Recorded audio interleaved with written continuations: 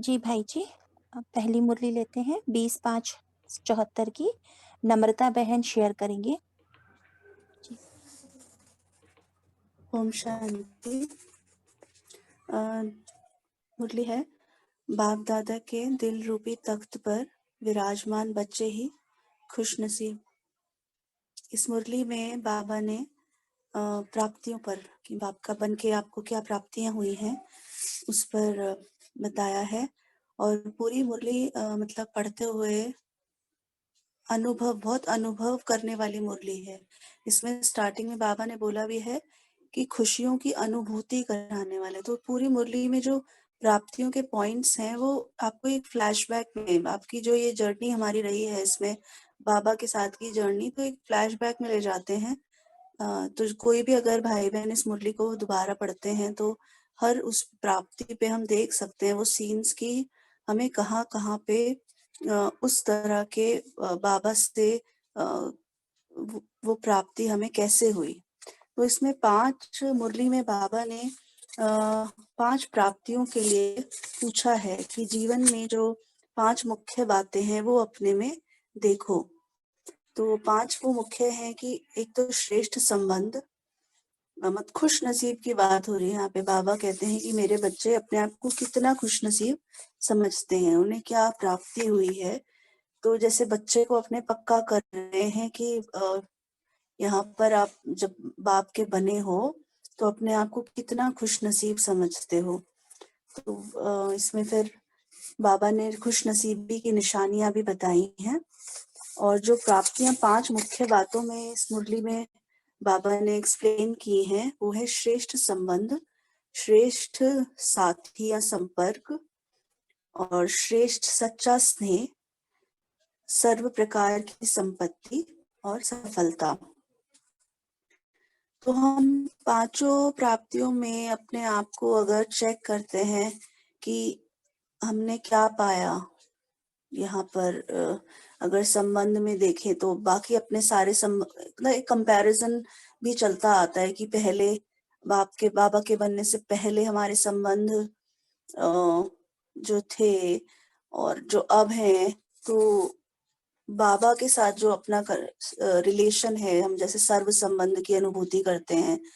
और संबंध में एक सबसे जो इम्पोर्टेंट बात देखी जाती है, सपोज कोई मतलब नहीं मानता है, इसमें नहीं चलता है ज्ञान में, तो संबंधों को लेकर जो एक फियर रहता है, वो फियर यहाँ पे बिल्कुल जैसे अविनाशी। बाबा कहते हैं कि संबंध में मुख्य बात है अविनाशी संबंध की।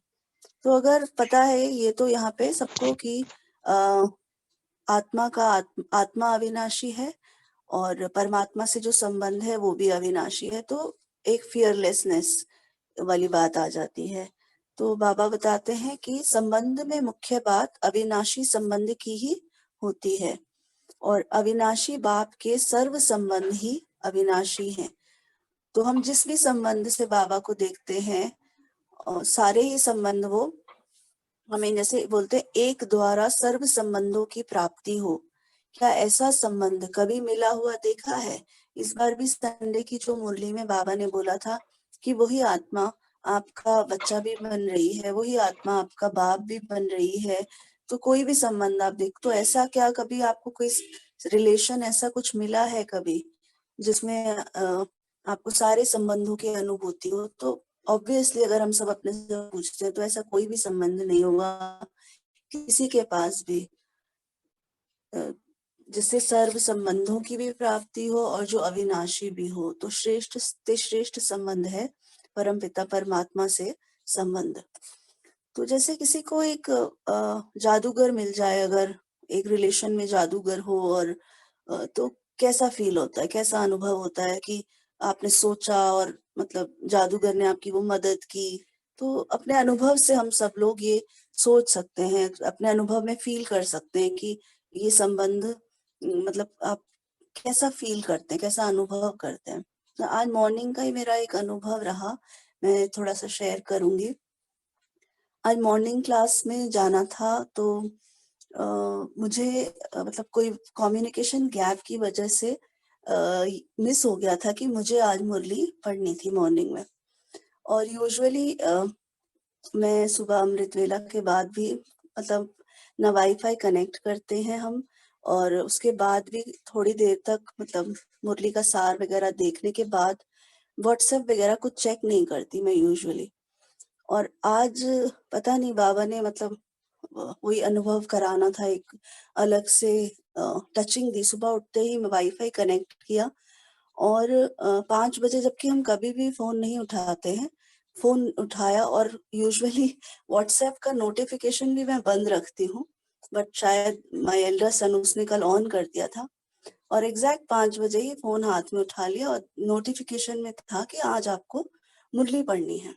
एंड मुझे लगा कि 5 भी बज गए हैं और वहाँ पे एकदम से स्टार्ट भी हो जाता है, बट ऐसे लगा कि किसी ने, और जिस जहाँ पे मैं बैठी थी वहाँ वो मेरे पास बुक भी नहीं थी, अदरवाइज़ मैं रेडी रखती हूँ बुक को।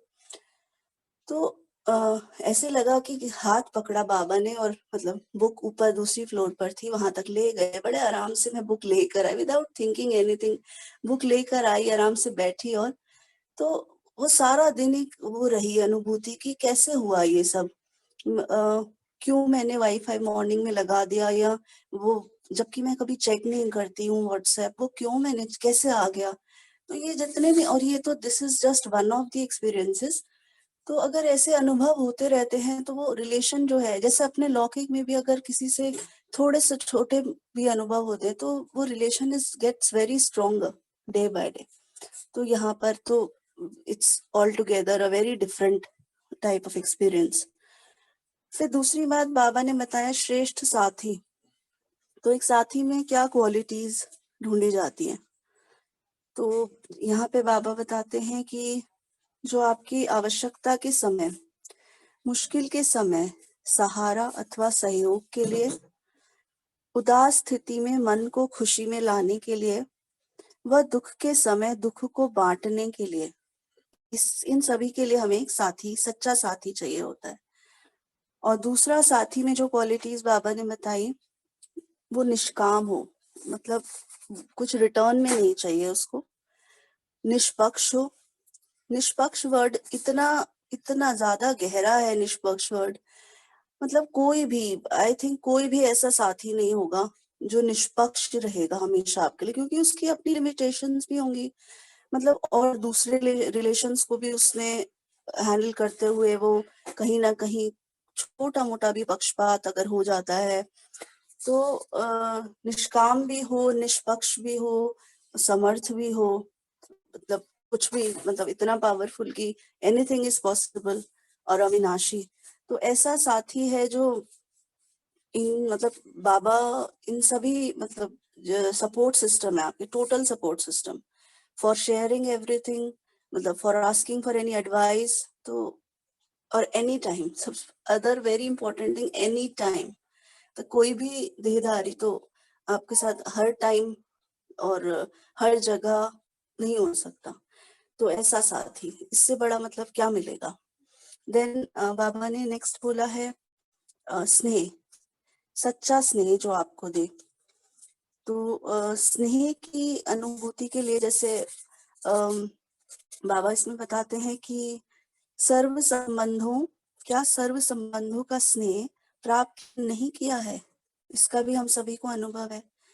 कोई भी संबंध हम बाबा से सारे दिन में, कभी टीचर, कभी फादर, कभी चाइल्ड, तो कभी मदर, ऐसे जब हम उनसे बात करते हैं इन सभी संबंधों को लेके, तो वो कितना अंदर से एक आनंद और स्नेह, मतलब छलांगे लगाता है अंदर वो स्नेह। ये कहीं नहीं मिल सकता ये सब। फिर बाबा बोलते हैं संपत्ति। तो जब ये सब इतना कुछ मिल गया तो फिर खुश नसीब आत्माएं हैं तो उनके लिए कोई भी वस्तु कोई अप्राप्त है ही नहीं, कुछ अप्राप्ति है ही नहीं। तो ऐसे खुश नसीब जिसमें अप्राप्त कोई वस्तु नहीं, तो सारी संपत्ति भी अपनी हो गई आपकी। फिर बाबा कहते हैं कि ऐसे जानते हुए भी, मानते हुए भी और चलते हुए भी कभी कभी अपने भाग्य के सितारे को भूल क्यों जाते हो। तो स्टार्टिंग में बाबा ने बताया था कि अगर आप ध्रुव तारे को देखें तो वही एक तारा है जो एक अडिग है। तो आपके लिए भी अगर आप हमेशा जैसे एक पद्मा पद्म भाग्यशाली स्थिति में स्थित रहना चाहते हैं, तो उसके लिए आपकी बुद्धि जो है वो दृढ़ निश्चय और एक रस स्थिति, ये दोनों बातें अगर हैं, तब हम अपने आप को पद्मा पद्म भाग्यशाली फील कर सकते हैं। फिर नेक्स्ट है सफलता। तो उसके बाद मतलब अगर ये सब आपकी प्राप्ति हो गई, तो बाबा बताते हैं कि ऐसे खुशनसीब बच्चों की तो मैं रोज माला सिमरता हूँ। मतलब बाबा माला सिमरते हैं, और ऐसे बाप की सिमरने के मणके बने हो।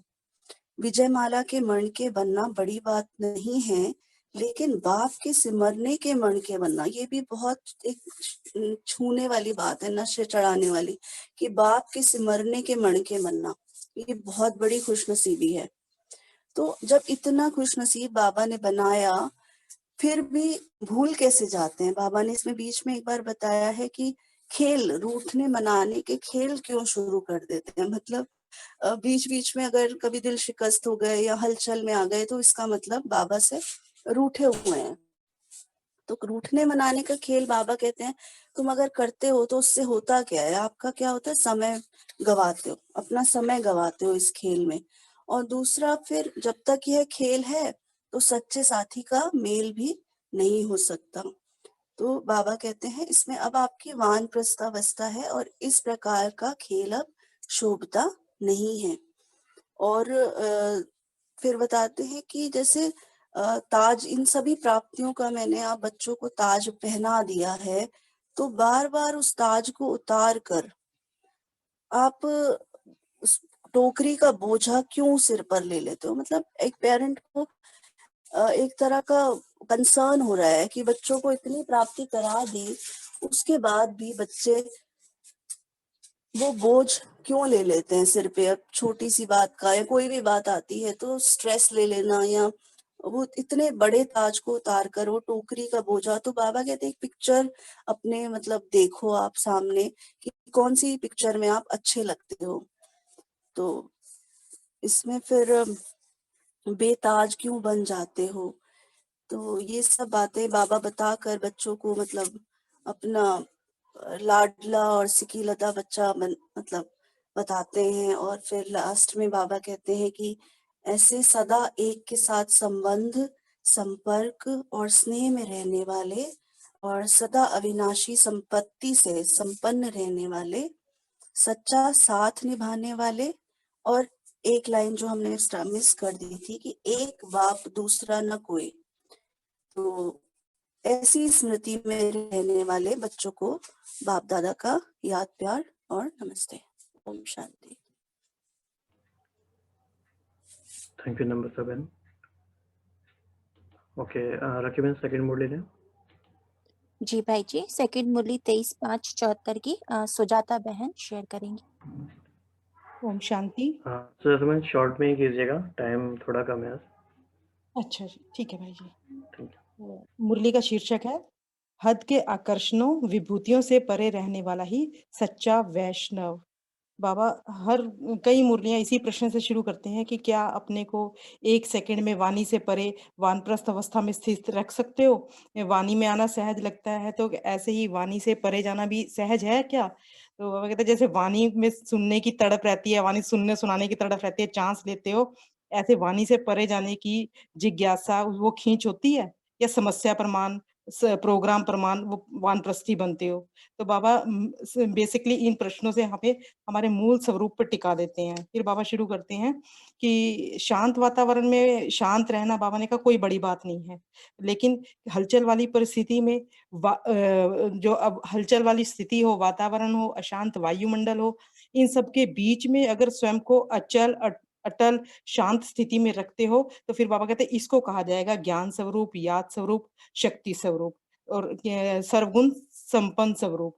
बाबा कहते हैं विभिन्न कारणों से हिलने वाले नहीं होने चाहिए, बल्कि निवारण स्वरूप होने चाहिए। ये परिस्थितियां, तो बाबा ने कहा हमारी स्थिति का प्रत्यक्ष प्रमाण है।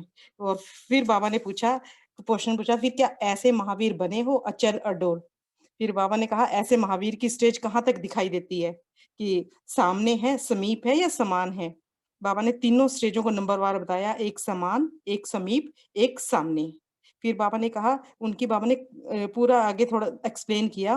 बाबा ने कहा जो बाप समान है, वो 1 सेकंड में जैसे चाहें, जो चाहें वह कर सकते हैं। यानी कि अपनी बुद्धि को जहाँ इतनी कंट्रोलिंग पावर होगी, अपनी बुद्धि को 1 सेकंड में टिका सकते हैं। उनका जैसे बाबा 1 सेकंड वर्ड यूज़ करता है, वो 1 सेकंड में अपने आप को मोल्ड कर लेंगे। और फिर बाबा ने कहा जो समीप होंगे, वो कुछ घड़ी ले लेंगे अपने आप को सेट करने में, और जो सामने सामने वाली आत्माएँ हैं, उनको कुछ घंटे भी लग सकते हैं, दिन लग जाते हैं बाबा कह रहे हैं उनको सेट होने में।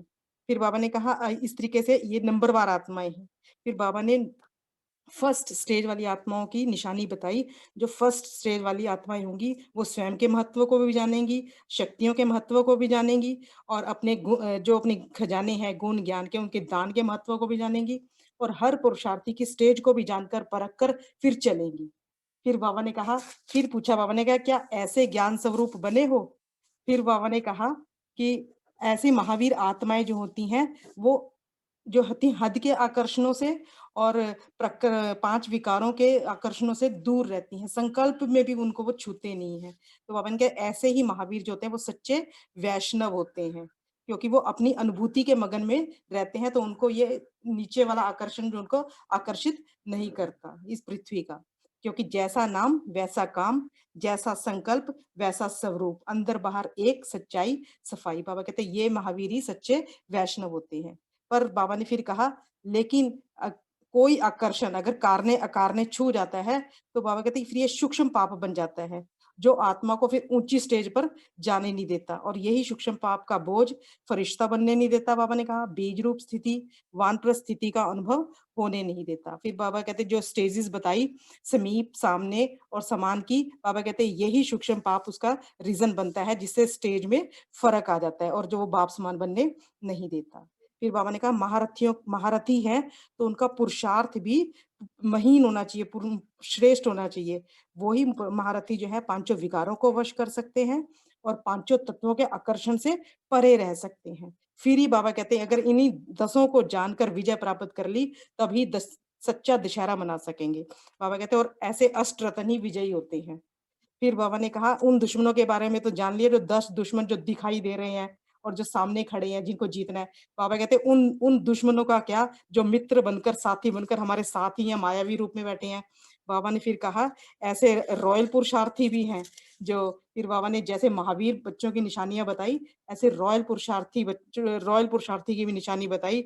बाबा ने कहा उनका पुरुषार्थ भी रॉयल्टी पर आधारित होता है, किसी न किसी प्राप्ति की इच्छा पर, साधनों पर, नाम-मान की इच्छा पर आधारित होता है। जैसे नवाब होते हैं, वो अपनी रॉयल्टी के लिए कितने वर्कर्स को अपने पास रखते हैं, कोट पहनाने के लिए अलग, कार का दरवाज़ा खोलने के लिए अलग, है ना, जूते पहनाने के लिए अलग, वो उनको पे भी करते हैं। फिर बाबा कहते हैं इनका पुरुषार्थ भी आधारित है, तो इनको भी रॉयल्टी देनी पड़ेगी, यानी कि कॉपीराइट्स जो होते हैं ना, इस तरीके से इनको भी धर्म राजपुरी में बाबा ने कहा इनको रॉयल्टी देनी पड़ेगी, ये उच्च पद नहीं पा सकते। फिर बाबा ने एक और इनकी निशानी बताई कि ये जो रॉयल पुरुषार्थी होते हैं बहुत बहुरूपी और चतुर भी होते हैं। जैसे महावीर जो होते हैं वो जैसा नाम उनका वैसा काम होता है, जैसा संकल्प वैसा स्वरूप होता है। बाबा कहते हैं ये भी जैसा समय होता है वैसा रूप धारण कर लेते हैं, परंतु इनकी रॉयल्टी में रियलिटी नहीं होती, इनकी स्थिति एक रस नहीं होती। ये जैसा ग्रुप होता है वैसी बात कर लेते हैं, पर बाबा कहते हैं इनकी स्थिति एक रस नहीं होती। कभी तो ये ऊँची स्टेज पे हीरो नज़र आते हैं और कभी एकदम नीचे स्टेज पे बिल्कुल ज़ीरो नज़र आते हैं।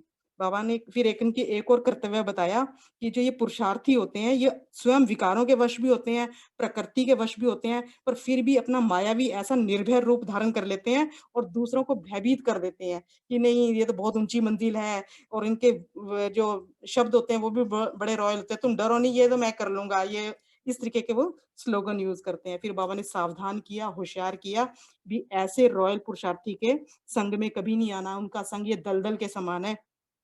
और जो ये मायावी जो क्योंकि इसी समय बाबा ने कहा ये जो कमज़ोर आत्माएँ हैं, जो माया से जूझ रही हैं, जो बच्चे बाबा के और जो पुरुषार्थी हैं, ऐसी आत्माएँ जो होती हैं ये इस तरह की आत्माओं को वे स्वयं के रंग में लाकर प्रभावित कर देते हैं, और जो जैसे आजकल अन्य पार्टीज़ का कांसेप्ट चल रहा है कि ये इसी वज़ह से चल रहा है कि जो कमज़ोर आत्माओं को वो खींच लेते हैं। बाबा ने भी कहा है कि अंत में माया जो है वो ईश्वरीय रूप लेकर आएगी, तो ये वही समय है। फिर बाबा ने इसके लिए देखो कितने पहले सावधानी दे दी। बाबा ने कहा इसके लिए परखने की शक्ति चाहिए। फिर बाबा ने एक बड़े रमणीक तरीके से लास्ट एक और पॉइंट बताया कि जैसे बाबा अपने अच्छे पुरुषार्थियों की, महावीर बच्चों की माला बनाते हैं ना, ऐसे माया भी अपने रॉयल पुरुषार्थियों की माला बनाती है इस काम के लिए, एक-एक मनके को जोड़ती है। फिर बाबा ने सावधान किया कि भई ऐसे माया के माला के मनके नहीं बनना, नहीं तो बाबा की विजयी माला, विजयंती माला से दूर हो जाएँगे। इसलिए हर सेकंड चारों ओर से अटेंशन रखना है। अच्छा, ओम शांति। थैंक यू सुजाता बहन, आपने बहुत ही रमड़ी की स्टाइल से बहुत अच्छे से मुरली को एक्सप्लेन कर दिया। ठीक है, राखी बहन नेक्स्ट मुरली ले लेते हैं। जी 27/5/74 के हैं। रुचि बहन आप शेयर कीजिएगा। जी, ओम शांति। तो इस मुरली में मुरली का टाइटल है विश्व कल्याण के निमित्त बनी आत्माओं के वचन भी सदा कल्याणकारी। तो एक्चुअली मुरली का सारा सार जो है वो टाइटल में ही बाबा ने बता दिया है। बट ये मुरली जो है 5 भागों में है। तो पहले बाबा ने importance and characteristics of thoughts and words explain किया है। उसके बाद सेकंड में इम्पोर्टेंस थ्रू कंपैरिजन बताई है, 3 एग्जांपल्स दिए। फिर रिस्पॉन्सिबिलिटी रिमाइंड कराई है और फिर जो है ऑटोमेटिक रिजल्ट अनाउंसमेंट वो अपने आप होगा। और जो फिफ्थ है बाबा ने self realisation to self transformation पे स्ट्रेस किया। तो जो पहला जो क्वेश्चन है उसमें बाबा ने आते ही कहा कि आवाज में आने और परे रहने का अंतर तो आपने अनुभव कर ही लिया और इतने में जो माइक में कुछ डिस्टरबेंस आ रही थी तो उसी को बाबा ने यूज करके आगे जो उस एग्जाम्पल को यूज करके बाबा ने कहा कि जो स्थूल यंत्र है अगर इससे भी आवाज ठीक नहीं आती है तो आप देख सकते हो कि कैसा एक्सपीरियंस हो रहा है, अच्छा नहीं लगता है। तो अगर स्थूल में इतना ज्यादा इम्पैक्ट होता है तो सोचो कि जो मुख्य जो आपका नेचुरल माइक है अगर वहां से बोल आपके यथार्थ या युक्ति युक्त नहीं निकलते हैं तो स्वयं को भी उसका अनुभव होता है और दूसरों को भी अनुभव होगा। तो यहाँ पे बाबा ने बड़ा एक कीवर्ड यूज किया है कि अगर आप ये महसूस करो तो इसी घड़ी आपका जो है परिवर्तन हो जाएगा कि मुख से जो निकलने वाले वर्ड्स हैं अगर वो यथार्थ नहीं है, अगर आप ये महसूस कर लो, सेल्फ रियलाइज कर लो तो आप में चेंज ऑटोमेटिकली आना शुरू हो जाएगा। तो क्या-क्या परिवर्तन आएगा? इसमें 4 परिवर्तन बाबा ने बोले कि एक तो आपका जो व्यर्थ बोल है वो खत्म हो जाएँगे, विस्तार करने के जो बोल हैं वो समाप्त हो जाएँगे, समय व्यर्थ जो आप करते हो वो भी नहीं होगा और जो अपनी कमज़ोरियों द्वारा दूसरों का जो टाइम वेस्ट करते हो, उनको संग दोष में लाने के निमित्त बनते हो वो भी खत्म हो जाएगा। तो नेक्स्ट इसमें बाबा ने कहा कि आप महान आत्माएँ हो और उनकी फिर बाबा ने आगे कैरेक्टरिस्टिक्स एक्सप्लेन किए कि उनके जो वाक्य होते हैं वो कोई आम वाक्य नहीं है, उनका एक-एक बोल जो है वो महावाक्य है। और उसमें बाबा ने 7 उसकी क्वालिटीज़ बताई कि उसका एक तो विस्तार के नहीं होंगे वो बोल, सार युक्त होंगे, योग युक्त होंगे, शक्ति युक्त होंगे, स्नेह युक्त होंगे, स्वमान युक्त होंगे और स्मृति युक्त होंगे। और इन एक्चुअली जो ये बाबा ने बताए हैं इनको एक-एक पॉइंट को लेके इनके विस्तार में जाया जा सकता है। अ तो अगला जो पैराग्राफ है उसमें बाबा ने एग्जाम्पल यूज करके कहा कि जो दुनिया में भी जो विनाशी पद वाले हैं उनके भी जो बोल हैं उनकी जो स्पीचेस हैं वो चेक होती हैं कि अगर कोई गलत बात निकल जाए तो संसार में देश में संघर्ष का आधार बन जाते हैं और उसकी हम सबको कई कई एग्जाम्पल्स पता है प्रैक्टिकल लाइफ से। जब कोई विशेष आत्मा प्रेसिडेंट प्राइम मिनिस्टर या जो भी बड़ी जो हस्तियां होती हैं अगर वो कुछ गलत स्टेटमेंट दे दें तो उसको रिवर्ट बैक करना ऑलमोस्ट इम्पॉसिबल है और कितने कितने उनको मुश्किलें झेलनी पड़ती हैं। तो बाबा ने कहा कि अ, जो आप हो जो सर्व के स्वयं के प्रति कल्याणकारी हो तो आप व्यर्थ की तो बात को अब छोड़ ही दो, वो तो अब साइड पे कर दो। अब आपको जो देखना है जो आपके शब्द मुख से निकलते हैं वो चेक करो कि उनमें कल्याण का कार्य समाया हुआ है कि नहीं समाया हुआ, ये आपकी चेकिंग होनी चाहिए। तो बाबा ने यहाँ पे फिर सेकंड एग्जाम्पल यूज किया भक्ति मार्ग का कि गीता तो ज्ञान का यादगार है और ये जो सत्य वचन महाराज है ये इसी टाइम का है जो अब तक चला आ रहा है, चाहे उनके बोल जो बाहर की आत्माएं होती हैं क्योंकि इस टाइम के अकॉर्डिंगली उनको महान आत्मा समझा जाता है तो चाहे उनके बोल व्यर्थ भी हों चाहे गपोड़ा भी लगाते होंगे तब भी उनका कितना महत्व रखते हैं। तो बाबा कहते हैं कि ये भी आपका ही यादगार यहीं से स्टार्ट हुआ है, पहले यथार्थ प्रैक्टिकल में चलता है फिर भक्ति मार्ग में यादगार रह जाता है। तो इसका जो लास्ट इस पैराग्राफ में एक इम्पोर्टेंट पॉइंट बाबा ने यहाँ पे हाईलाइट किया है कि जैसे-जैसे टाइम आगे बढ़ता जाएगा, नंबरवार पुरुषार्थ अनुसार जो महारथी और महावीर बन रहे हैं, उन्हीं के मुख से निकलने वाले हर बोल सत्य हो जाएँगे। अभी नहीं होता है क्योंकि अभी आपका जो व्यर्थ और साधारण है वो ज़्यादा है। तो ये भी एक तरीके से प्रकृति का या फिर यूनिवर्स का एक लॉ है, परमात्मा का लॉ है कि जितना-जितना आपका साधारण और व्यर्थ खत्म होता जाएगा, उतने-उतने आपके जो बोल हैं वो सिद्ध होने शुरू हो जाएँगे। तो अगला जो है उसमें फिर बाबा ने ये एग्ज़ाम्पल यूज़ किया है कि जब कोई आर्टिकल लिखते हैं न्यूज़पेपर या जो भी उसमें चेक करते हैं कि क्या वो प्रभावशाली है और क्या वो उस टॉपिक को कवर कर रहा है जो गोल था। तो बाबा ने कहा कि आपका जो रूटीन है अमृत वेले से लेकर रात तक चेक करो अपने मन, वाणी और कर्म इनका एक लेख लिखो एक तरीके से कि आपके जो बोल हैं, आपके जो संकल्प हैं वो समर्थ, प्रभावशाली थे, व्यर्थ तो नहीं थे। तो बाबा कहते हैं कि इसकी आपको चेकिंग करनी है। तो बाबा ने फिर आगे रिजल्ट्स अनाउंस किए हैं यहाँ पे कि तीनों प्रकार की जो अम, अम, तीनों रूपों से बाबा के सामने मनसा वाचा कर्मणा जो भी होता है वो इमर्ज होता रहता है हर बच्चे का। तो बाबा ने कहा कि जो रिजल्ट्स हैं वो 75% अभी तक उनके व्यर्थ या साधारण बोल हैं।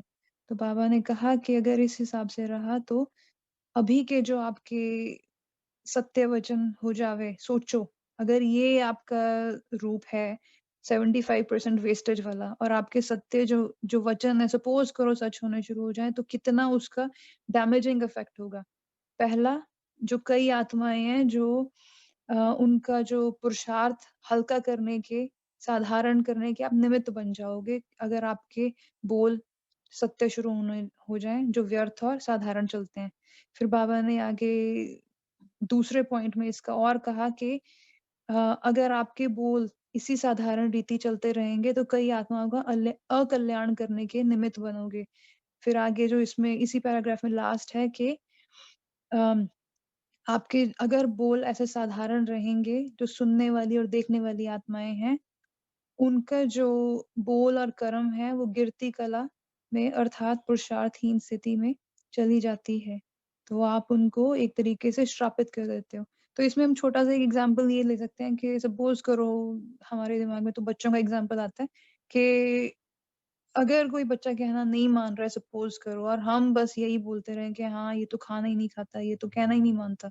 तो एक तरीके से हमें ये देखना चाहिए कि हम अनइंटेंशनली उन पे एक स्टैम्प लगा रहे हैं और अगर वो बच्चा चाहेगा भी क्योंकि हमारे जो बोल ऐसे निकल रहे हैं, वो उनको श्रापित कर देंगे, उनको आगे बढ़ने नहीं देंगे। तो बाबा उससे हमें अलर्ट कर रहे हैं कि अपने आप को चेक करो क्योंकि अब हम जो हैं हायर फ्रीक्वेंसी पे ऑपरेट कर रहे हैं, हम कोई लो फ्रीक्वेंसी पे नहीं है।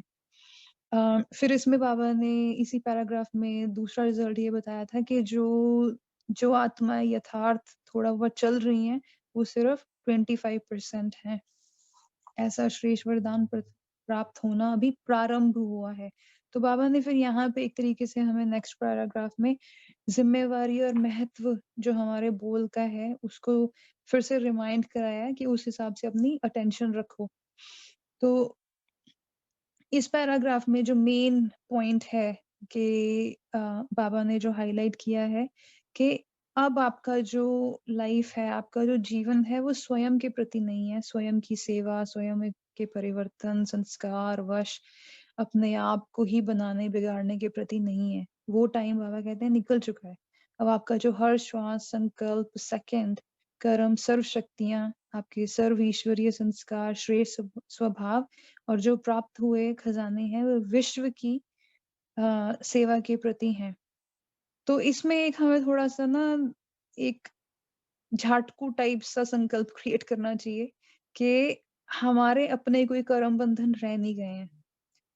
हमें ध्यान में आता है कि लास्ट ईयर ये दिमाग में हमारे बात पहले थी पर एकदम से लास्ट ईयर हम यहीं पे अपना जो हमारे सेंटर पे इवेंट था और एक सिस्टर ने शेयर किया बहुत अच्छे से पर जब उन्होंने बोला तो हमारे दिमाग में वो बात एक तरीके से रजिस्टर हो गई। उन्होंने कहा कि मेरे सारे कर्म बंधन समाप्त हो चुके हैं I am only here for service. देखिए ये संकल्प हम पहले क्रिएट करते थे, पर उतना जैसे किसी के बोलने पर एक तरीके से हाँ, दूसरे भी ऐसा सोचते हैं।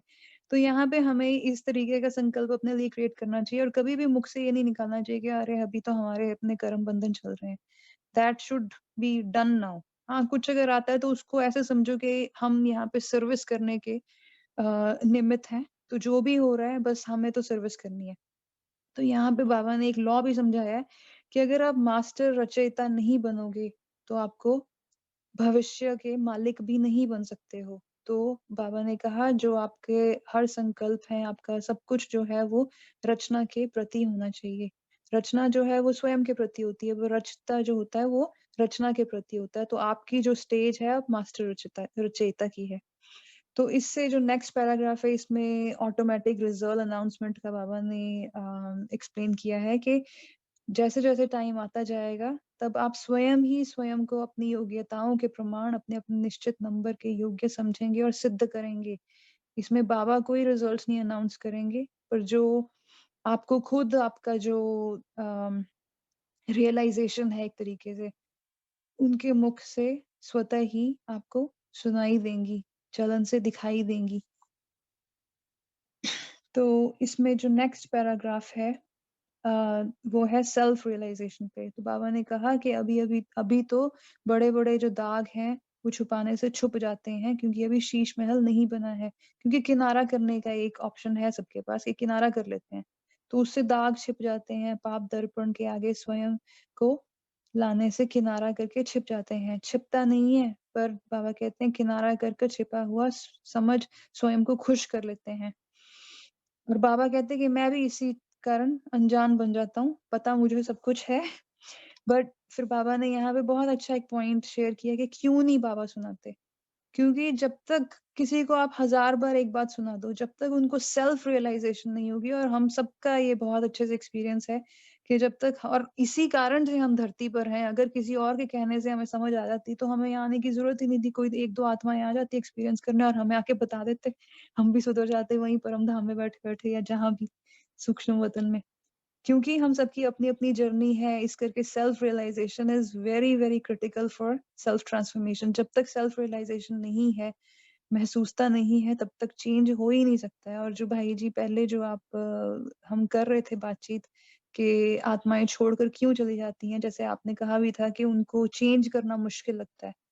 तो एक्चुअली उसमें फर्स्ट स्टेप ये है कि रियलाइज़ भी किया है कि नहीं, क्योंकि अगर रियलाइज़ ही नहीं किया तो चेंज करने का सवाल ही नहीं उठता और वो उसी कश्मकश में रह जाते हैं कि हमारे तो पहले जैसी ही दिनचर्या चल रही है, कुछ चेंज नहीं है स्वभाव संस्कार में। बिकॉज़ मेबी इट्स पॉसिबल कि उन्होंने अभी तक रियलाइज़ ही नहीं किया कि हमें प्रॉब्लम क्या है। ओके, ओम शांति। Thank you. Thank you Ruchi बहन, बहुत ही अच्छे से एक्सप्लेन हुआ सारा। और ख़ास तौर से वो पॉइंट हमें ज़रूर याद रखना है कि ये जो अभी हमारा टाइम है हमारे पास, ये अब हमारे लिए नहीं है। तो वो आपने भी रिपीट कराया। और दुनिया भर में भी देखा जाता है, जितने भी दिखाते हैं टीवी में भी कहीं कि कोई सुपरमैन है, इस तरह के जो भी लोग धरती पे आते हैं, अवतार आते हैं, किसी भी सीरीज़ में भी कहीं भी, तो उनकी लाइफ अपने लिए नहीं होती है, वो पूरे विश्व के कल्याण के लिए ही आते हैं। इवन कोई वो डिवाइन अवतार नहीं है फिर भी। तो बिल्कुल ये सही बात है। ठीक है राखी बहन, नेक्स्ट। जी भाई जी। भाई जी नेक्स्ट मुरली 30-5-74 की है। रूहानी सेवा में बाप के सदा सहयोगी और एवर रेडी बनो। अभी तक हम जो मुरलियां पढ़ रहे हैं, सुन रहे हैं, मनन चिंतन कर रहे हैं, थ्योरी तो समझ रहे हैं। इस वाणी में बाबा ने प्रैक्टिकल की बात की है कि अब तुम्हें एवर रेडी बनना है। और बाबा इस वाणी में एक ग्रुप को देख रहे हैं और उसे एवर रेडी आत्मा के रूप में देख रहे हैं, एवर रेडी ग्रुप के रूप में। अभी हम सभी जो आत्माएं सुन रही हैं, तो ये अनुभव करें कि हम सभी एवर रेडी हैं, क्योंकि इस वाणी में बाबा ने एवर रेडी बच्चों का एक विजन तैयार किया है। एवर रेडी आत्मा कैसी होगी, तो हम अपने आप को बाबा के उस विजन में सेट करें कि मैं हूँ, बनना नहीं है, बनूंगी नहीं, मैं वो हूँ, क्योंकि बाबा हमें उस दृष्टि से देख रहे हैं। तो अभी हम कुछ समय बाबा की दृष्टि को अपने आप में धारण करें और देह अभिमान से परे एक रूहानी दृष्टि है ना, जहाँ देहाभिमान का अंश मात्र भी नहीं, संकल्प मात्र भी नहीं हो, सिर्फ एक रूहानी दृष्टि, एक दिव्य लाइट माइट हमारी दृष्टि हो। हम आत्मा हैं, सिर्फ इसी स्मृति में हम बैठे हैं। और इस वाणी में बाबा ने जो जो हमें टाइटल दिए हैं, उस टाइटल को हम अपने ऊपर सेट करें कि मेरी दृष्टि रूहानी है, दिव्य है और लाइट माइट है। स्मृति श्रेष्ठ है, यानी ज्ञान स्वरूप स्थिति में है, श्रेष्ठ स्मृति में है।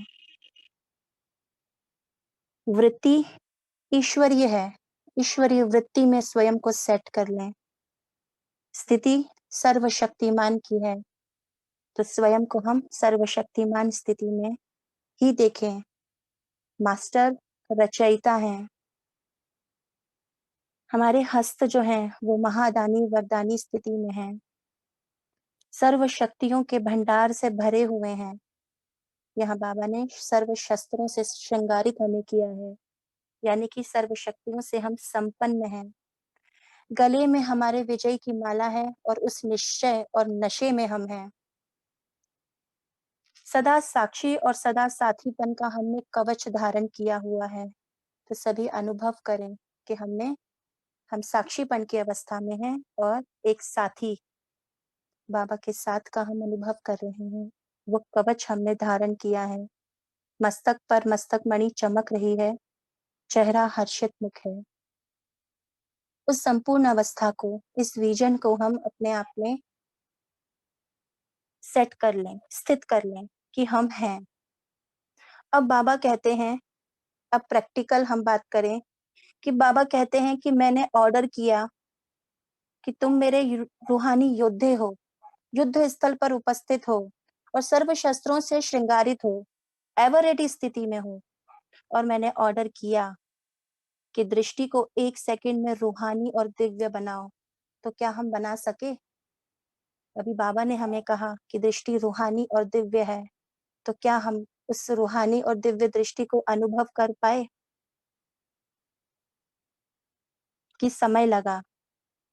बाबा ने ऑर्डर किया कि अपनी श्रेष्ठ स्मृति के आधार पर अन्य आत्मा की स्मृति को परिवर्तन करके दिखलाओ। तो क्या मेरी स्मृति उतनी श्रेष्ठ थी कि कोई आत्मा मेरे सामने आई और मैंने उसे अपने ज्ञान के आधार पर उसकी स्मृति को परिवर्तित कर दिया, उसके व्यर्थ संकल्प को मैंने समर्थ में परिवर्तित कर दिया। तो क्या मेरी श्रेष्ठ स्मृति रही?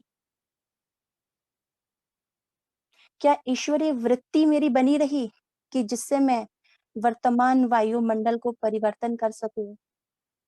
क्या उस वृत्ति को हम बना सके हैं? क्या स्थिति सर्वशक्तिमान की है कि जिससे अन्य आत्मा की परिस्थिति वश स्थिति को हम परिवर्तन कर पाए? जैसे हम चर्चा कर रहे थे कि कोई आत्मा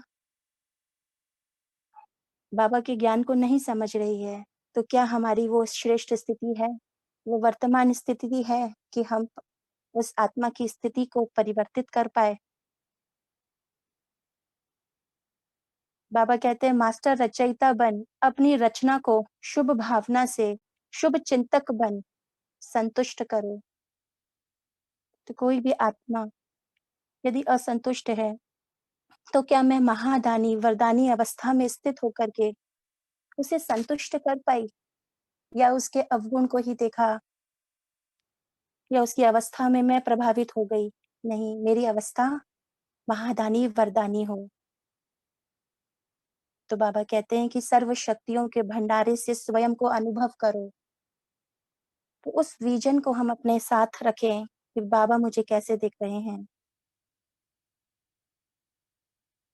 बाबा कहते हैं कि जैसे बाप एवर रेडी और सर्व शक्तियों से संपन्न है, क्या ऐसे फॉलो फादर हो? तो बाबा को अभी सहयोगी और एवर रेडी ग्रुप चाहिए। अब बाबा को सिर्फ ज्ञान की चर्चा करने वाला ग्रुप नहीं चाहिए, बाबा को एवर रेडी ग्रुप चाहिए जो सदा सहयोग देने के लिए तत्पर है, तैयार है। तो ऐसे ग्रुप की बाबा ने निशानियां बताई। जो विजन हमने अभी सेट किया, ये सब उस एवर रेडी आत्मा की निशानी है। बाबा ने हमारे गले में जो विजय की माला पिरोई है, विजय की माला डाली है, तो मैं क्या उस निश्चय और नशे में हूँ कि मेरे गले में सदा विजय की माला है, मैं सदा सफलता मूरत हूँ? क्या हमेशा हमने वो कवच धारण करके रखा है, जिससे मैं सदा साक्षी और साथीपन की अवस्था का अनुभव करूं? कि टाइम लगा, बाबा ने ऑर्डर किया कि बच्चे इस शक्ति को यूज करो, तो क्या यूज कर पाए? वो शक्ति क्या जी हुजूर करके हमारे सामने आ गई? हमने कहा कि मस्तिष्क पर मस्तक मणि चमक रही है, आत्मा की झलक चमक रही है, तो क्या अनुभव कर पाए कि मेरी आत्मा की चमक चारों ओर फैल रही है, मेरे नैनों से रूहानी लाइट और माइट से सारी आत्माओं को मुक्ति और जीवन मुक्ति का मार्ग दिख रहा है? क्या उसके हम निमित्त बन पा रहे हैं? क्या हम अपने हर्षित मुख चेहरे से अन्य आत्माओं को सेकंड में हर्षित कर पाते हैं?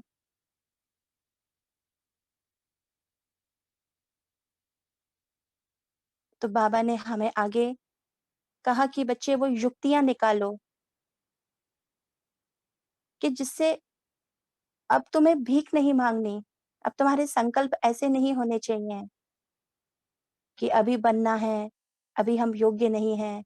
नहीं, हम अभी ऑर्डर करें और उसे हम प्रैक्टिकल करके दिखाएं, उसका स्वरूप बन जाएं, कमजोर नहीं। तो अपनी उस अवस्था को जो बाबा ने क्वेश्चन किए कि क्या ये हो, तो अब बाबा कहते हैं कि अब गैलप करो, अभी ही चांस है, गैलप कर लो, नहीं तो ये समय जो है वो भी निकल जाएगा। जितना पुरुषार्थ करना है वो अभी कर लो, फिर बाद में कोई भी एप्लीकेशन मंजूर नहीं होगी, कोई बहाना नहीं चलेगा कि ये कारण था इसलिए हम नहीं कर पाए। इसलिए सेकंड सेकंड और हर संकल्प के महत्व को जान अपने को महान बनाओ। जो बाबा ने विजन हम एवर रेडी आत्माओं का तैयार किया है, बस मुझे अब उसमें प्रैक्टिकल सेट होना है, उसका स्वरूप बनना है। इसीलिए बाबा ने कहा कि परखने की शक्ति को धारण करो स्वयं के प्रति और सेवा के प्रति, तभी हम अपनी कमजोरियों को मिटा पाएंगे और सर्व आत्माओं को जो उनकी इच्छाएं हैं वो पूरी कर पाएंगे महादानी वरदानी बनकर।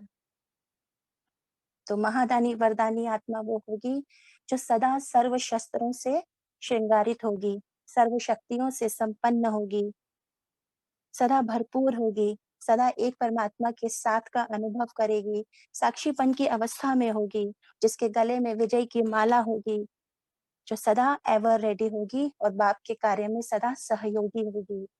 तो बाबा आज ऐसी आत्माओं को याद प्यार दे रहे हैं जो सदा शुभ चिंतक है, शुभ चिंतन में रहने वाली हैं, सबकी मनोकामनाएं पूर्ण करने वाली हैं, मस्तक मणि द्वारा सर्व आत्माओं को नॉलेज की लाइट देने वाली हैं, लाइट माइट हाउस है। तो बाबा ऐसी सदा सहयोगी आत्माओं को याद प्यार, गुड नाइट और नमस्ते करते हैं। ओम शांति। बहुत ही अच्छा रहा, ये अभ्यास भी हो गया, इसमें रिवीजन भी हो गया, काफ़ी अच्छी मुरली है ये अभ्यास के लिए। ठीक है, नेक्स्ट मुरली लेते हैं हम। जी, नेक्स्ट मुरली 18/6/74 की है। रश्मि बहन आप करेंगे। ओम शांति।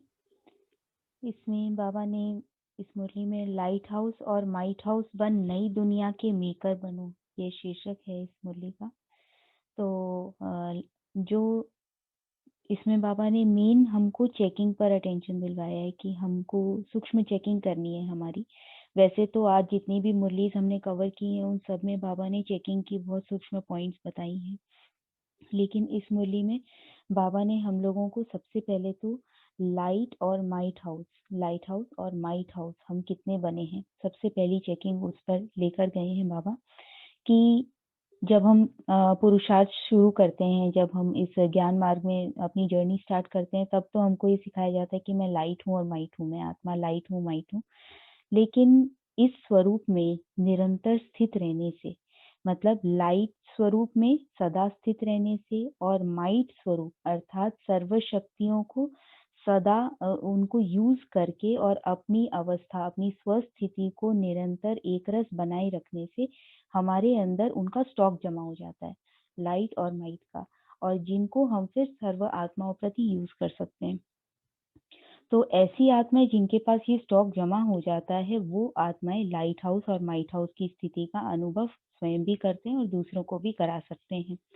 तो बाबा पूछ रहे हैं कि स्वयं से पूछो कि मैं क्या लाइट हाउस और माइट हाउस बना हूँ, क्योंकि आगे आने वाले समय में हमको ये जो लाइट हाउस और माइट हाउस का कर्तव्य है ये सर्व आत्माओं प्रति बहुत बड़े स्केल पे करना है। और जो जैसे कोई भी आत्मा है, बाबा कह रहे हैं, बाबा हमसे पूछ रहे हैं कि जैसे हमारे पास सर्व शक्तियों का स्टॉक कितना है। जैसे हम कहते तो हैं कि शक्तियां हमारे पास हैं और कई बहुत सारी जगह पे हम अप्लाई कर भी लेते हैं, बहुत सारी बातों में हम अप्लाई कर लेते हैं बहुत सारी शक्तियों को, लेकिन बाबा कह रहे सर्व शक्तियों का स्टॉक है क्या, क्योंकि कोई भी आत्मा है उसकी इच्छा प्रमाण उसकी जो आवश्यकता प्रमाण अगर हम उसको उसकी शक्ति की जो आवश्यकता है वो पूरी न करके उसको दूसरी और किसी शक्ति का दान कर रहे हैं तो उस आत्मा को उससे संतुष्टता नहीं होने वाली है, उसकी आवश्यकता पूरी नहीं होने वाली है। तो ऐसी आत्मा जिसके पास सर्व शक्तियों का स्टॉक नहीं है, तो बाबा कह रहे ऐसी आत्मा को महादानी वरदानी या विश्व कल्याणी नहीं कहा जा सकता। वो शक्तिवान है, सर्वशक्तिवान नहीं है। तो बाबा ने कहा सूर्यवंशी है सर्वशक्तिवान और चंद्रवंशी है शक्तिवान, और सर्वशक्तिवान ही सर्वगुण संपन्न 16 कला संपूर्ण बनने के अधिकारी बनते हैं। तो ये बाबा का संपूर्ण वर्षा है, सर्वगुण संपन्न 16 कला संपूर्ण। तो हमको ये चेक करना है कि हम कॉम्प्लेसेंट ना हो जाएं। हम जैसे थोड़ी बहुत शक्तियों से हम ये सोचें कि हाँ शक्तियां तो है मेरे में, लेकिन हम ये देखें कि हर समय हर संकल्प में हमारी ऐसी चेकिंग रहे, हर सेकंड हमारी ऐसी चेकिंग रहे कि हम हर संकल्प में शक्तियों को यूज करके स्वस्थिति में स्थित हैं। अगर हमारी एकरस स्थिति नहीं है और किसी न किसी बात में हम डगमगा रहे हैं या हमारी स्वस्थिति से हम दूसरी स्थिति में जा रहे हैं, तो वहां शक्तियां अप्लाई नहीं हो रही और कौन सी शक्ति में हम लैक कर रहे हैं जिसकी वजह से ऐसा हो रहा है। तो ये चेकिंग हमको करते जाना है। तो बाबा कह रहे हैं ऐसी जिसके पास किसी भी शक्ति की कमी होगी वो आत्मा विश्व कल्याणी नहीं बन सकती, क्योंकि विश्व कल्याणी ऐसी आत्मा बनेगी जिसको जो शक्ति जिस आत्मा को चाहिए, जैसे किसी आत्मा को समाने की शक्ति चाहिए तो उसको हम दूसरी शक्ति नहीं दे सकते, मतलब विस्तार करने की शक्ति या और कोई शक्ति, क्योंकि जैसे बाबा एग्जाम्पल दे रहे हैं इसमें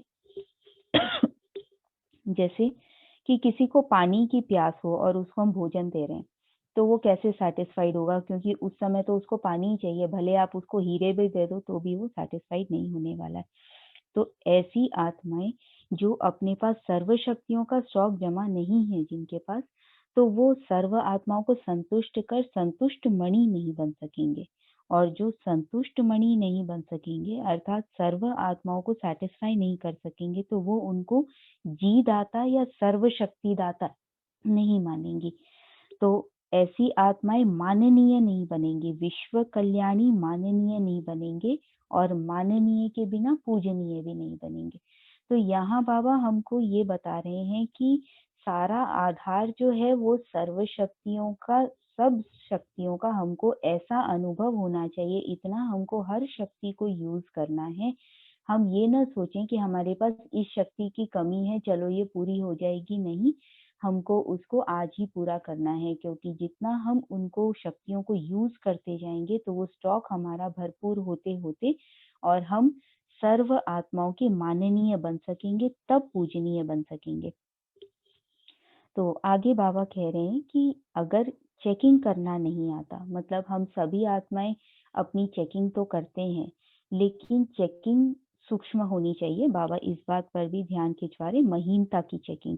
और दूसरा बाबा कह रहे हैं कि सोचते हुए भी निजी संस्कार नहीं बनता, मतलब हम रियलाइज कर रहे हैं कि हमारे अंदर ये कमी है लेकिन निजी संस्कार नहीं बनता, तो उसका एक टाइटल कम हो जाता है और वो टाइटल है कि वो ब्लिसफुल नहीं बन पाती, वो आत्मा ब्लिसफुल नहीं बन पाती।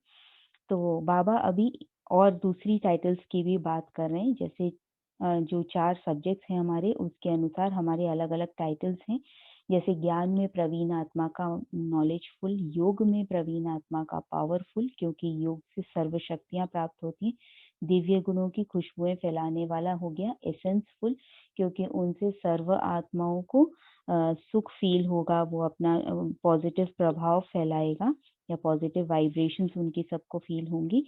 तो इस तरह से अलग अलग हमारी टाइटल्स हैं, लेकिन जिसके अंदर वो बैलेंस नहीं होगा कि चेकिंग करना जानते हैं, लेकिन जो हमारे जो रियलाइज हमने किया है वो हम चेंज नहीं कर पा रहे हैं, तो वहाँ कहाँ गड़बड़ हो रही है।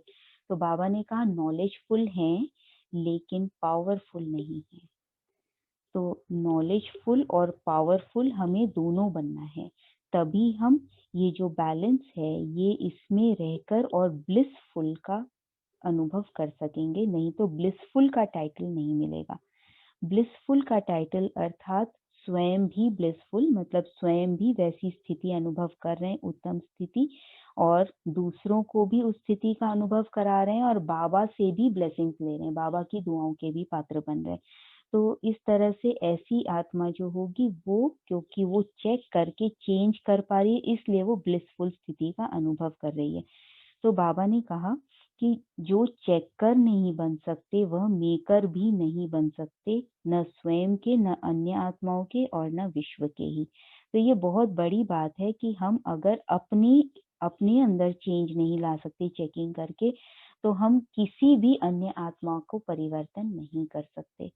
तो जहाँ बाबा ने हमको कहा है कि स्वयं के परिवर्तन से विश्व परिवर्तन या विश्व कल्याणी या विश्व सेवाधारी, तो ये सारी बातों का आधार एक ही बात पर है कि हम बाबा की शिक्षाओं को स्वयं में धारण करके सूक्ष्म चेकिंग के आधार पर अपने आप को कितना चेंज करते चल रहे हैं।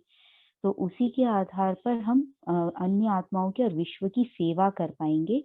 तो बाबा ने कहा कि नई दुनिया बनाने वाले और नया जीवन बनाने वाले, ये महिमा जो होगी इसके अधिकारी जो आत्माएं चेकर नहीं बनेंगी वो नहीं बन सकती।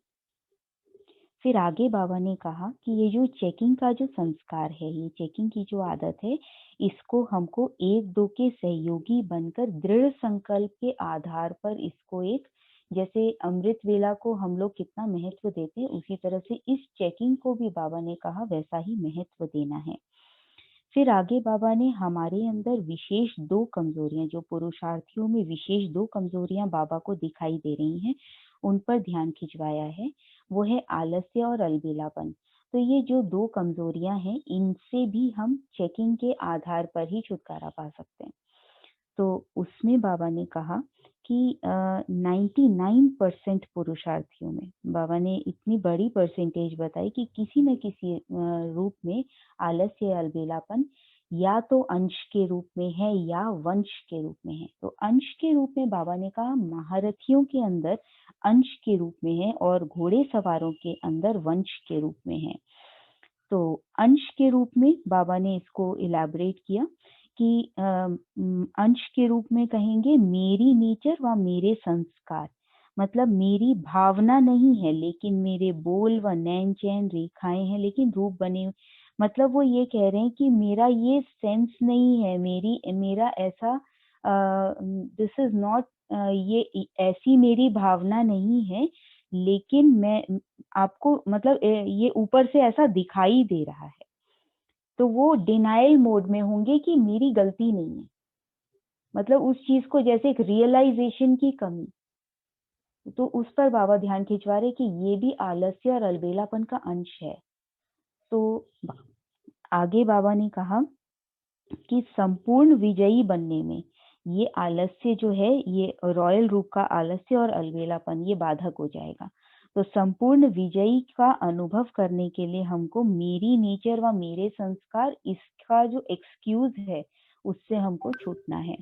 फिर आगे बाबा ने घोड़े सवार की जो सेकंड डिवीजन की आत्माएं हैं उनके लक्षण बताए कि उनके अंदर ये जो आलस्य और अलबेलापन जो है ये वंश के रूप में है। तो वो वंश के रूप में मतलब कुछ कॉमन शब्द हैं कि वो अपने को सेफ करने की पॉइंट्स देने या बातें बनाने में बहुत एक्सपर्ट होंगे। मतलब कि दूसरों पर दोष डालना और अपने आप को छुड़ा लेना या फ्री कर देना। तो उस चीज़ में बहुत उनका मतलब उनकी बुद्धि जो होगी बहुत शार्प होगी उस चीज़ में। तो जैसे लॉयर्स होते हैं, तो लॉयर्स क्या होगा कि झूठ को भी सच सिद्ध कर देते हैं, जो निर्दोषी होता है उसको भी दोषी सिद्ध कर देते हैं। तो बाबा यहाँ पर यही कह रहे हैं कि हमको ऐसा नहीं बनना है, क्योंकि यहाँ हमको अपने जो फ्लॉज़ हैं उनको रियलाइज़ करके, चेक करके चेंज करना है। तो जैसे बाबा आगे बता रहे हैं इनके घोड़े सवारों के जो लक्षण हैं कि आलस्य अलबेलेपन का जो वंश है वो इस रूप में होगा कि मैंने यह किया क्या, मैंने यह बोला क्या। मतलब वो ये देख रहे हैं कि जो घोड़े सवार होंगे वो ये देखेंगे कि मेरी तो कोई फॉल्ट ही नहीं है, जो फॉल्ट है वो बाहर या तो परिस्थिति में, सिचुएशन में है या किसी व्यक्ति में है। बाहर से फॉल्ट है, मेरे अंदर कोई फॉल्ट नहीं है। तो बाबा कह रहे कि इसमें लंबी-लंबी जैसे स्टोरीज़ उसमें वो उलझते जाएँगे, जैसे वो लॉयर्स आत्माएँ फिर क्या के शब्द के आधार पर दूसरों के ऊपर सारा चक्र चला देती हैं। मतलब दूसरों के ऊपर सारा दोष डाल देती है। उसी तरह से ये जो आत्माएँ होंगी, ये स्वयं को साक्षी बना देते हैं, व न्यारा बना देते हैं, व छुड़ा देते हैं। मतलब उनके अंदर इस चीज़ का रियलाइज़ेशन नहीं आता कि मुझे अपने अंदर भी कोई चेंज करना है, ताकि ऐसी बातें या ऐसे पेपर आगे फिर से न आए। तो बाबा कह रहे हैं कि अगर ऐसा करेंगे तो अलबेलेपन और रॉयल आलस्य का वंश अंदर ही अंदर बढ़ता जाता है। और फिर आगे बाबा हम लोगों को एक बहुत इम्पोर्टेंट बात बता रहे हैं कि जैसे 8 दिन में एक एग्जाम्पल बाबा ने लिया 8 दिन का, तो बाबा कह रहे हैं कि चेकिंग का ऐसा है हमारा जो हमारा संस्कार है वो ऐसा है कि हम 1 दिन चेकर बनते हैं और 7 दिन अलबेले रहते हैं। तो हमें ये देखना है कि हमारे संस्कार कौन से बन रहे हैं। 7 दिन अलबेलेपन के संस्कार स्ट्रांग हो रहे हैं, 1 दिन चेकर का संस्कार हो रहा है। तो कौन सा संस्कार हमको बनाना है? हमको कौन सा संस्कार पक्का करना है। तो इसलिए हमको अलर्ट बनने के बजाय इसमें क्या हो रहा है 8 दिन चेकर और 1 दिन चेकर और 7 दिन अलबेले में अलर्ट बनने के बजाय ईज़ी और लेज़ी, ईज़ी अर्थात अलबेला, लेज़ी मतलब आलस्य। तो इसके बजाय हमको अलर्ट बनना है। तो ऐसे अलर्ट जो बनेंगे वही आगे बाबा की सर्व आशाओं को पूरा कर सकेंगे, विश्व कल्याणकारी महादानी वरदानी बन सकेंगे। तो आगे इस मुरली में इसीलिए बाबा ने हम लोगों को संतुष्ट मणिया, मस्तक मणिया या अपने हर स्वयं पर और हर संकल्प पर चेकर बनने वाले, क्योंकि हम आत्माएं कौन हैं, हम बाबा के साथ साथ नई दुनिया के मेकर और विश्व कल्याणी हैं। तो उस जिम्मेवारी को हमें सदा याद रखना है। ओम शांति।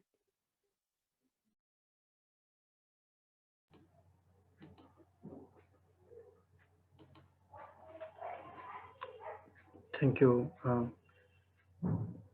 बहुत ही अच्छे से गहराई से काफ़ी डिस्कशन हो गया। सभी का धन्यवाद ज्वाइन करने के लिए। अभी बाबा को 2 मिनट याद करेंगे। राखी बहन कोई अनाउंसमेंट? भाई जी नेक्स्ट वीक हम एक वर्कशॉप कर रहे हैं बुधवार को, जिसमें हम 16 कलाओं पर मनन चिंतन करेंगे कि आत्मा की 16 कलाएं कौन कौन सी हैं। तो आप सभी आत्माएं जो ज्वाइन हैं वे सभी अपनी अपनी मनपसंद की एक एक कला चूज कर लीजिएगा और उस कला पर आप तैयार रहिएगा, अपना मनन चिंतन सुनाइएगा और बताइएगा कि आप किस पर सुनाने वाले हैं। जी भाई जी, थैंक यू भाई जी, थैंक यू सभी का। ओम शांति।